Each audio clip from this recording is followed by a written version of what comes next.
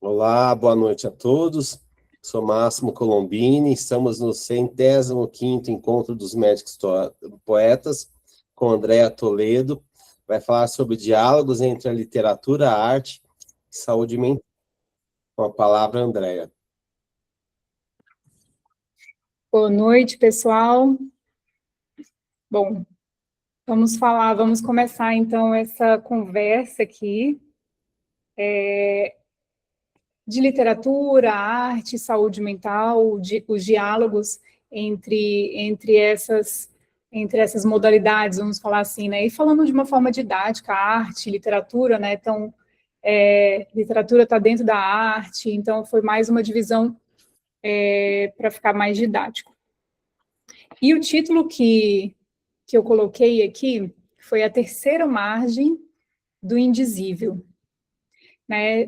Trazendo um pouco dos elementos de Guimarães Rosa, de Clarice Lispector, que eu sou muito, que eu gosto bastante, né? E aí, esse foi o título. Bom, eu sou Andréia, sou médica, sou artista, e gosto muito de literatura, então aqui a gente vai trocar uma ideia, né? Não sou especialista na literatura, né? Mas é mais uma conversa para a gente trocar e aprender juntos, né? Estão me escutando direitinho? O áudio está tudo ok? Ótimo, Andréa. Então, como eu falei anteriormente, né? A terceira margem do indizível, dialogando com um conto de Guimarães Rosa, Terceira Margem do Rio, que eu acho assim uma das é difícil até falar, né? Alguma coisa da literatura de Guimarães Rosa, que também era um médico, né? Que era uma pessoa que era um escritor assim, que, nossa, eu acho genial, né? Toda a trajetória dele, o quanto de sabedoria, né, em termos de sabedoria de vários idiomas e línguas, e, nossa, é incrível, assim, quando eu escuto alguma aula ou leio alguma coisa sobre o Guimarães, cada vez mais eu tenho uma admiração, assim, por ele, né, por tudo que ele representa na literatura brasileira. E a Clarice também, então eu quis juntar um pouquinho dos meus dois escritores favoritos da literatura brasileira.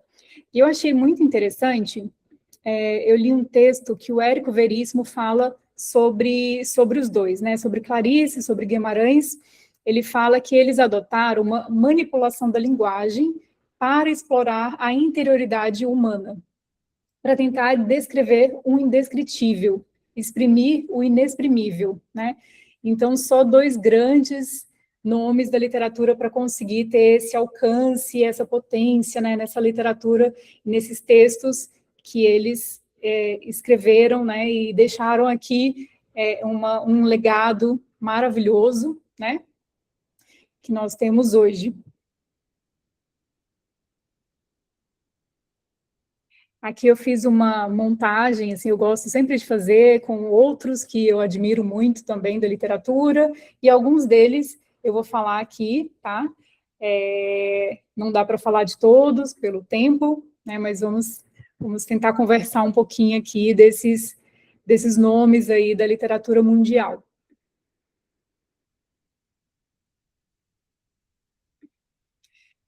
E eu começo com essa citação, né, do Freud, que ele menciona: aonde quer que eu vá, eu descubro que um poeta esteve lá antes de mim.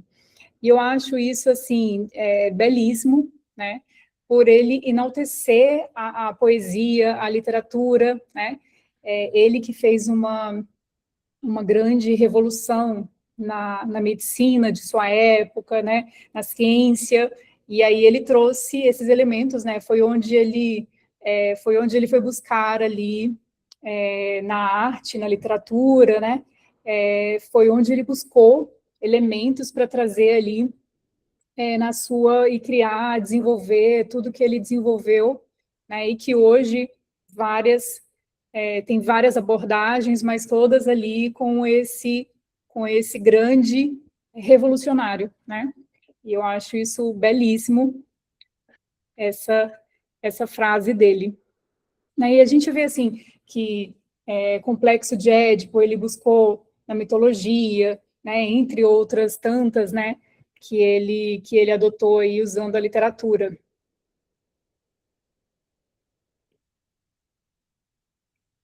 E aí, falando, né, desse conto, que eu acho que é, assim, uma obra-prima, né, A Terceira Margem do Rio, do Guimarães Rosa, né, eu acho muito interessante que a linguagem do Guimarães é extremamente uma prosa poética, é uma coisa, assim, muito única, né, musicalizada, e certa vez um professor de literatura, eu estava assistindo essa aula, e ele mencionou que a gente precisa ler em voz alta os livros do Guimarães Rosa, né, os contos, por conta dessa musicalidade, né, disso que ele estabelece, às vezes é até difícil de nomear, né, e aí a gente vai para o indizível da Clarice, disso que ele estabelece, assim, com a linguagem, que é uma coisa muito potente, muito única, né, e eu acho, de fato, uma obra-prima. Então, alguns fragmentos aqui desse conto, né, eu não vou detalhar, não vou dar spoilers do conto, mas trazer um pouquinho desses trechos, tá? A gente teve que se acostumar com aquilo, as penas, que com aquilo a gente mesmo nunca se acostumou. De dia, de noite, com sol ou aguaceiros, calor sereno e nas friagens terríveis de meio do ano, só com o chapéu velho na cabeça, por todas as semanas e meses e os anos, sem fazer conta do se ir, do viver. Então, eu acho, né, extremamente poético, bonito, assim, esses neologismos que ele coloca, né, essas junções que ele faz de palavras e que é uma coisa extremamente única, né? E aí, A Terceira Margem do Rio, o narrador está contando do pai dele, né? Uma experiência que que o narrador, filho, não consegue explicar pela linguagem. Ele não consegue elaborar o que aconteceu. Ele tenta compreender as questões do pai, tem silêncio, culpa, fascínio, né? Tem várias misturas assim de emoções, de sentimentos.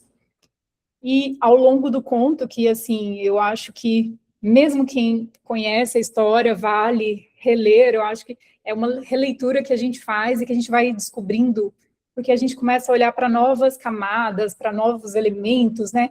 E eu acho isso muito lindo, assim, muito bonito da escrita dele, né? Você pode reler que vai te acrescentar muito, né? E aí no conto ele coloca essa figura espectral do pai, né? Uma presença, ausência, e aí tem várias interpretações, né? Que podem ser consideradas em relação à morte, né? Mas aqui eu vejo mais comum trazer mesmo a questão da loucura, né? Então, uma interpretação que pode ser colocada aí nesse conto. E aí, puxando esse gancho, né, da loucura, a gente vai falar, então, do Machado de Assis, né?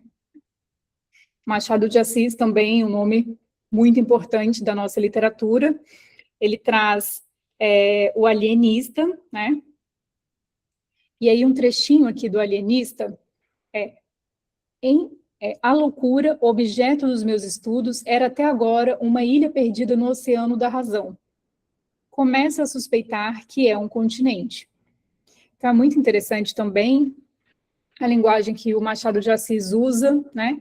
Ele traz o Simão Bacamarte, um alienista, que tenta catalogar, né? Que tenta fazer trazer a questão científica e fazer uma classificação, né, da loucura, como se isso fosse uma coisa matemática, que pudesse ter uma precisão absoluta, né, e aí toda a história, uma história curta, né, vai se desenvolver em torno disso, né. como se a loucura fosse um território dominável, né?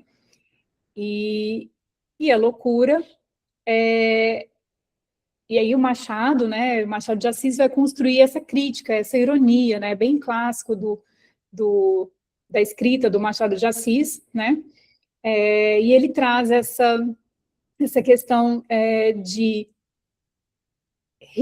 uma rigidez, a categoria, né, da ciência em querer classificar tudo, né, e o quanto de erros se acontecia, o quanto de erros eram acometidos, né, então o Machado de Assis traz bem essas questões, né. Então, aqui eu coloco a busca de Simão Bacamarte por uma definição absoluta da loucura, acaba revelando justamente o contrário, a impossibilidade de estabelecer uma fronteira fixa entre normalidade e a desrazão, né? Também uma outra obra-prima, assim, da nossa literatura.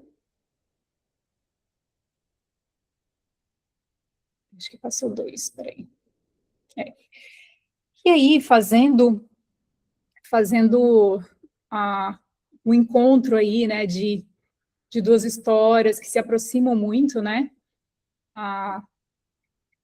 o alienista e a enfermaria número 6, do Chekhov, também, que é um escritor que eu gosto muito. Então, assim, desses escritores, Guimarães Rosa era um médico, né, médico, escritor, foi diplomata e entre outros tantos atributos, né, e o Chekhov, escritor russo, também se forma em medicina, tem uma história também muito interessante da trajetória dele, né, e ele começa a escrever para conseguir ajudar a família, né, então foi assim que ele entrou na literatura, na escrita, e deixou muita coisa interessante, né, assim, a maioria contos, né, tem o teatro, né, que ele também escreve, e eu acho belíssimo, né, tudo que o Chekhov escreveu. E aí, ele falando sobre essa questão da loucura, né, ele também traz, na enfermaria número 6, críticas a esse sistema, né, ele fala que aqui a gente pode ver que é um espaço sujo, degradado, ele cita isso, né, na enfermaria número 6, um espaço sufocante, marcado pelo abandono e pela desumanização, né? Então, a literatura trazendo muito desses elementos que aconteciam na época, né, desses espaços desumanos, né, que era mais um confinamento social e não um local de cuidado, né? E aí o médico Andrei, ele tem uma passividade diante dessa miséria, dessa violência institucional. E aí vai se desenvolver toda a história, né? E aí abordando também as fronteiras entre a sanidade e a loucura, né? Como isso pode se tornar instável, e tem todo o desdobramento, né, nesse sentido. Eu acho também que relacionando a obra do Machado de Assis, tem bastante sintonia, né? É uma obra maravilhosa também.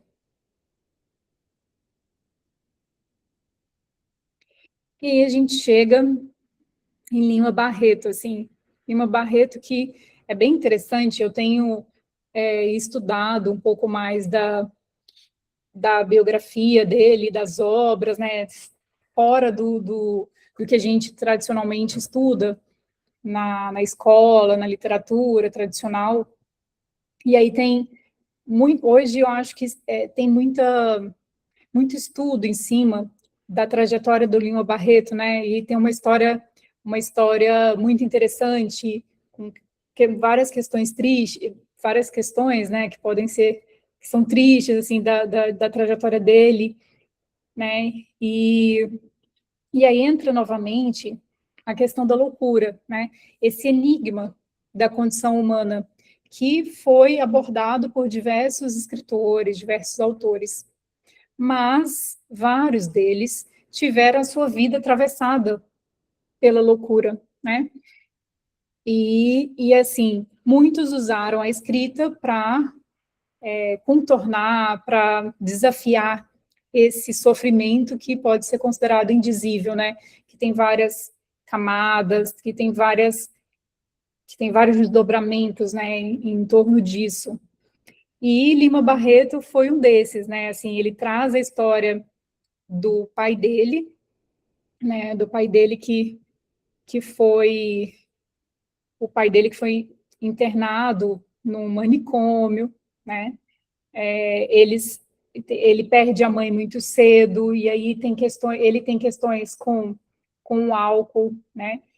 E é muito interessante, porque acho que na última passagem, assim, pelo hospício, pelo Hospital Nacional dos Alienados, no Rio de Janeiro, isso foi em 1919, ele escreve um diário, que é o Diário do Hospício, esse é o título. E esses fragmentos, acho que estão juntos, foram publicados juntos com o livro Cemitério dos Vivos. Acho que esse é o título. O último livro de Lima Barreto. E é muito impactante, assim, ler o diário dele, vários elementos que ele traz no diário, ele vai colocando depois na ficção, né? Ele vai trazendo para a ficção ali, e aí essa obra dele é totalmente permeada por questões pessoais. Então, um dos trechos dele, do diário, é esse aqui. Não me incomodo muito com o hospício, mas o que me aborrece é essa intromissão da polícia na minha vida. De mim para mim, tenho certeza que não sou louco, mas, devido ao álcool, misturado com toda espécie de apreensões que as dificuldades da minha vida material, há 6 anos me assoberbam, de quando em quando dou sinais de loucura, delírio. Isso ele escreve nesse diário do hospício.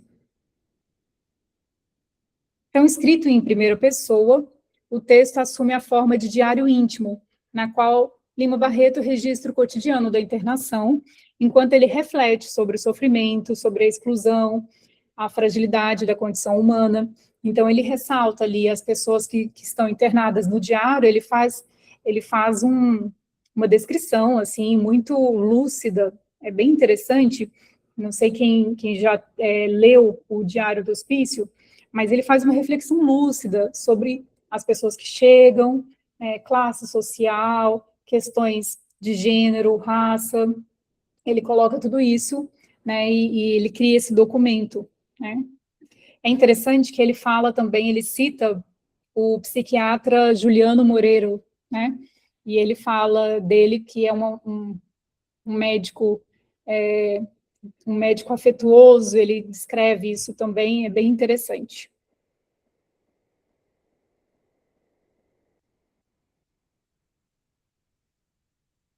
Outros trechos também do diário. Todos nós estávamos nus, as portas abertas, e eu tive muito pudor, e me lembrei no banho de vapor de Dostoiévski, na Casa dos Mortos. Quando baldeei, chorei, mas lembrei de Cervantes, do próprio Dostoiévski. Então, depois ele fala essa frase que ficou bem emblemática, que é a literatura ou me mata ou me dá o que peço dela.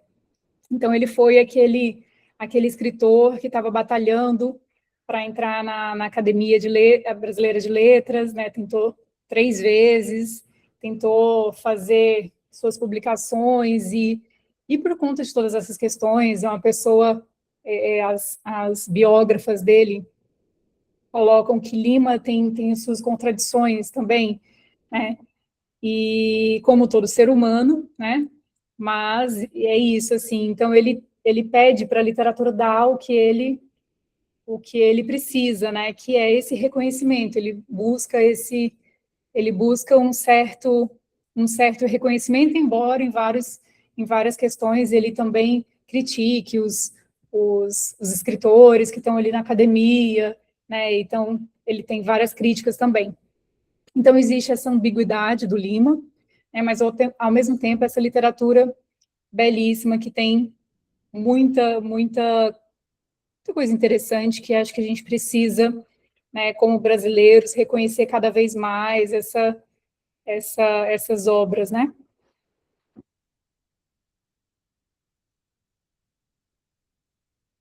Aqui eu cito também Antonin Artaud, né, poeta, ator, escritor, dramaturgo, roteirista e diretor de teatro francês, que também foi internado várias vezes em manicômios. Ele costumava definir a literatura como uma coisa que é o próprio grito da vida. E aí é interessante que o Artaud, ele não separa a vida da obra, né? Então ele se entrega à sua obra e é bem potente também, bem impactante todo o que ele escreve, poesia, os textos, né? E aqui eu coloquei o livro, a capa do livro, Van Gogh, Suicidado da Sociedade, né? Um autorretrato do Van Gogh, assim, que é essa obra belíssima. E aí o Artaud faz uma crítica também ao sistema manicomial, a forma como os internos eram tratados, ele mesmo, né? Ele descreve, é bem impactante também, é forte isso, assim, ele manda cartas para o médico dele, e ele fala o que ele sente com os eletrochoques, que ele sente a memória dele sendo muito prejudicada. Então, ele descreve tudo isso, de fato, muito impactante. Aqui é um autorretrato dele, um desenho dele, que ele faz. E aí a carta aos médicos, chefes dos manicômios, né, fazendo críticas às instituições, né, e que aqueles lugares não eram espaços de cuidado, mas eram mecanismos de exclusão. Então, ele traz tudo isso nos textos, nas cartas que ele escreve.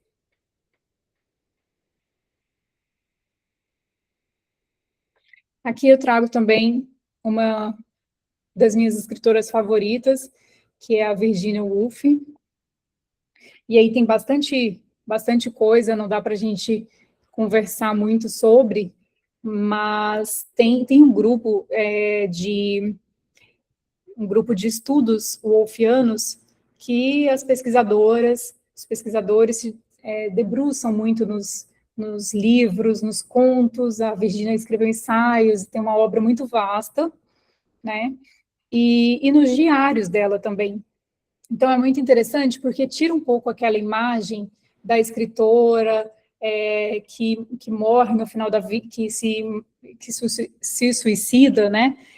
Tira um pouco só dessa imagem que é muito estereotipada, né? E traz um pouco da vida mesmo, né? Não falando só da morte, mas da parte que existe vida, né? Na história da Virgínia. Então, tem muita coisa interessante nos diários, nos contos, nos estudos, nos textos que ela escreve, enfim. E aqui eu quis trazer um recorte sobre a história da Miss Dalloway, né, que a Virginia vai trazer dois personagens, e a gente não vai falar sobre isso, mas tem um personagem, né, que é o Sétimo, que é um veterano traumatizado pela guerra. E a Virginia, antes de existir o conhecimento sobre o transtorno de estresse pós-traumático, né, acho que isso foi aparecer de fato na década de 80, por aí, não tenho muita certeza, mas muito antes ela descreve, né, todo o sofrimento que ele estava apresentando. Então ela descreve muito dessa questão do TEPT, né, que não era reconhecido, e aí a Virginia faz também uma crítica à forma como os pacientes eram tratados. Então ela traz também esse momento para fazer uma crítica, né, ao sistema da psiquiatria da sua época. Então ela coloca isso. E é interessante, assim, eu estava vendo um estudo sobre isso, que aí eles falam que a Virgínia falava da morte de uma forma, ela escrevia sobre isso para se manter viva. Então, a escrita para ela era uma forma de se manter viva, como se ela tivesse, e aí eles fazem uma comparação com a história, né, das Mil e Uma Noites, né, da Sherazade, em que a Virgínia também está escrevendo para matar a própria morte. Eu achei isso muito, muito interessante, né? Então, a Virgínia usa a escrita e nos diários dela, ela faz diários, assim, para serem lidos e ela faz um diário de escritora, né? Diferente da gente fazer um diário muito pessoal, ela faz um diário sabendo que isso vai ser usado posteriormente. Então, ela faz ali como se fosse uma escrita. Muita coisa do diário, ela também ela usa, né? Nos contos, nos romances, né? Então, ela experimenta também nos próprios diários. É bem interessante.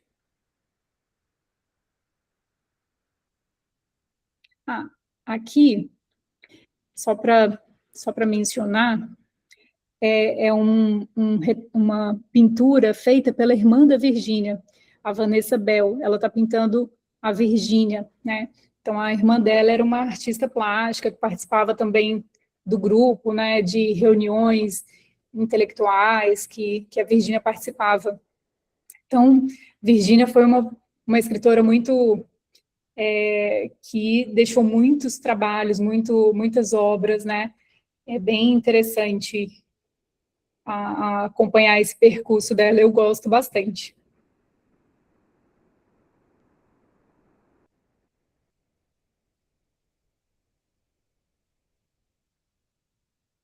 Parou de passar? Tá passando acelerado agora. Oi? Tá passando um pouco acelerado. Passou vários slides, né, André? Acho que travou. Eu travei?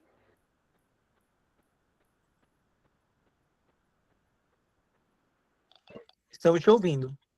Quer que eu volte na apresentação? Uhum. Acho que é aqui, né? Deixa eu ver.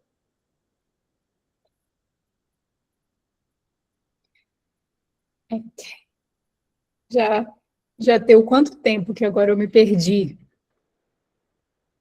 Pode ficar um pouco à vontade, André. A gente procura ser flexível, tá? Uns 10, 15 minutinhos, está tranquilo. Ah, perfeito. Deixa eu voltar para ver isso. Bom, então, assim, agora tinha ainda bastante coisa desse assunto, né, que eu acho interessante, que eu acho bacana, mas para não ficar muito extenso, né, eu vou só citar aqui questões relacionadas mais à arte, né, e como isso foi usado aqui no Brasil, né, e eu acho que é sempre necessário a gente falar e enaltecer mesmo esses grandes nomes da nossa história, né, que muitas vezes passam desapercebidos. Então, falando aqui do médico paraibano Osório César, né, que foi um dos pioneiros no uso da arte como recurso terapêutico no Brasil, né. Fora do Brasil, isso já tinha outros médicos trabalhando, né, aqui no Brasil tem o próprio Juliano Moreira, o Ulisses Pernambucano, que trabalharam de uma forma mais humanizada na psiquiatria, né? E o Osório César foi esse que de fato, usou a arte como um recurso terapêutico, né? Então, em 1929, ele publica a obra Expressão Artística dos Alienados, né? E ele atua no Hospital do Juqueri, né, em Franco da Rocha, em São Paulo. Hoje tem o Museu Osório César, com várias obras, né, dos pacientes, né, nesse período, e é bem interessante. O Osório César, além de tudo, ele era violonista, e também estudava muito da Tarsila do Amaral, né? Então, ele era bem vinculado aos modernistas, levou artistas importantes também para atuarem ali no ateliê, né, no Hospital do Juqueri. Então, é bem interessante o trabalho, né, o museu que tem hoje, tem muita coisa interessante em relação ao trabalho do Osório César, né? E falando ainda das questões relacionadas à arte, aqui não está passando.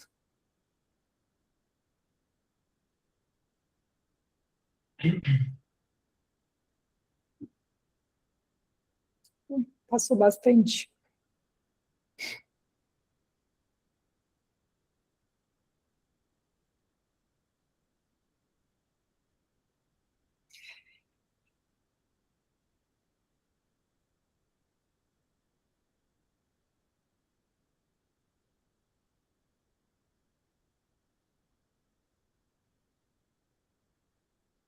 Quer que eu passe, André?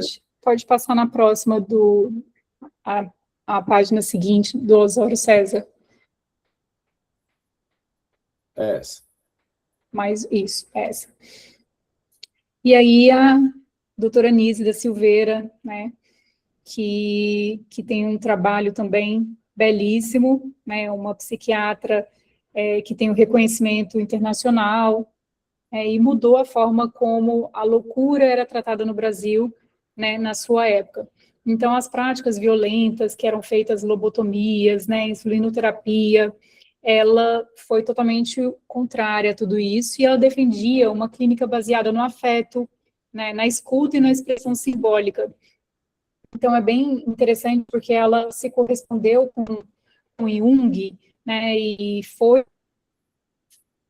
apresentar um pouco dos trabalhos que eram feitos aqui, né, pelos pacientes, né, ela chamava de clientes, e ela atua no Hospital do Engenho de Dentro, né, ali ela criou ateliês de pinturas, ateliês de modelagem, e ela via os clientes pintarem e fazerem os trabalhos, ela não examinava as pinturas, né, no seu consultório, na sua sala, ela via eles pintando, então isso é bem interessante, né, a Nise deixa um trabalho, deixa livros publicados, né, ela deixa uma obra muito interessante também, muito vasta, e a gente precisa falar um pouco mais desses grandes nomes aí, né, do Brasil.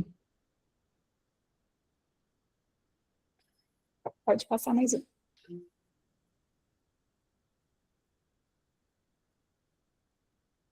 Esses quer passar mais um?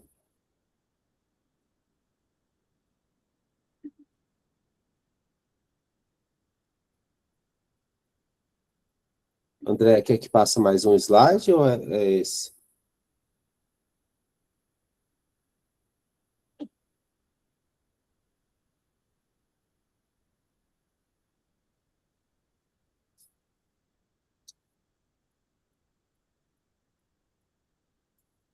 Pode passar mais um slide.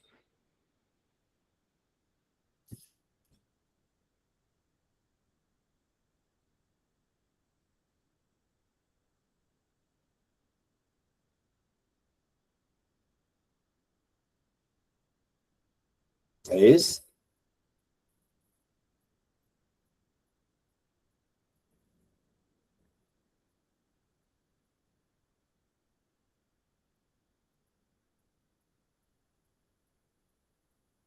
É esse slide, André?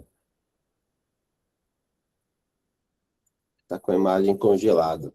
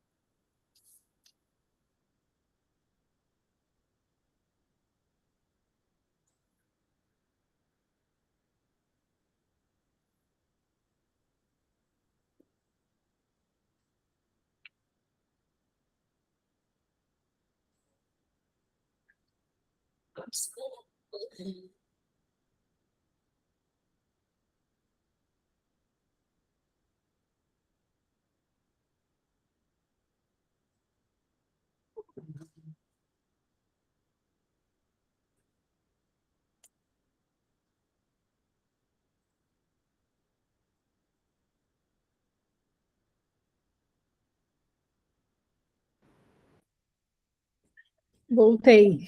Olá.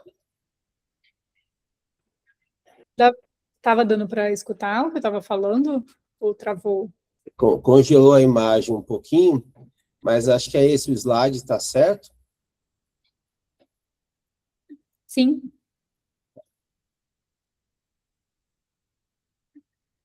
Parece que ainda está. Estão me escutando direitinho? Tá ótimo. Tá.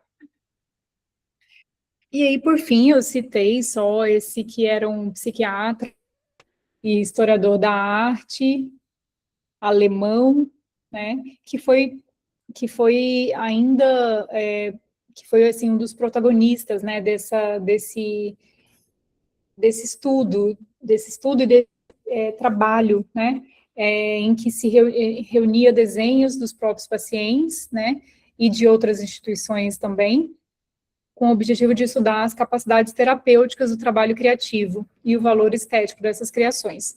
Então, Hans Prieskorn, né, esse psiquiatra, historiador da arte, foi muito importante, e aí a Nise, por exemplo, ela cita bastante o trabalho dele, né, como um protagonista, ela se inspira bastante no trabalho dele.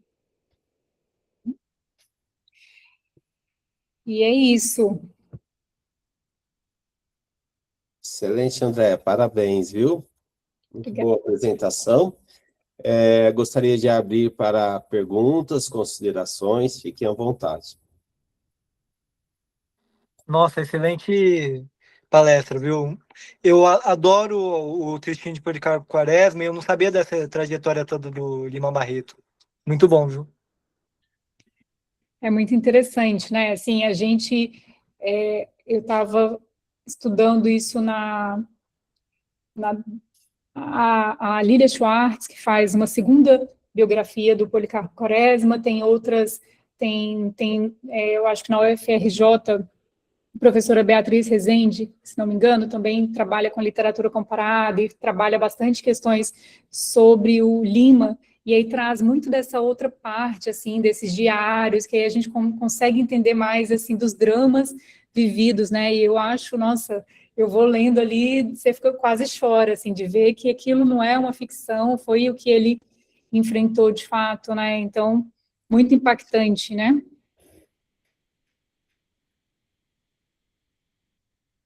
Excelente, obrigado, Gustavo, obrigado, André.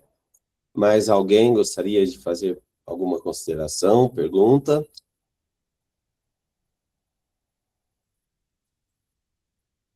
Achei muito interessante essa convergência da literatura, da arte na terapia, aplicação na medicina. Isso aí tem toda uma história, uma tradição, né? Quando a gente estuda um pouco o princípio das coisas, sempre esteve muito presente na medicina. Bom, agora eu gostaria de convidar a nossa convidada surpresa para fazer um encerramento poético. Por favor, Letícia. Oi, gente. Boa noite. Vocês estão me ouvindo? Sim, tá ótimo. André, querida, para você, leilão de jardim de Cecília Meirelles. Quem me compra um jardim com flores? Borboletas de muitas cores, lavadeiras e passarinhos, ovos verdes e azuis nos ninhos? Quem me compra este caracol? Quem me compra um raio de sol? Um lagarto entre muro e a era, uma estátua da primavera? Quem me compra esse formigueiro? E este sapo, que é jardineiro? E a cigarra e a sua canção? E o grilinho dentro do chão? Este é o meu leilão. Excelente, parabéns, Letícia, muito obrigado. Bom, se alguém quiser fazer algum comentário, alguma consideração, fique à vontade, temos uns minutinhos. Mais alguém? Então é isso, gente. Muito obrigado mais uma vez. Vamos encerrar essa primeira parte. E até mais. Uma boa noite.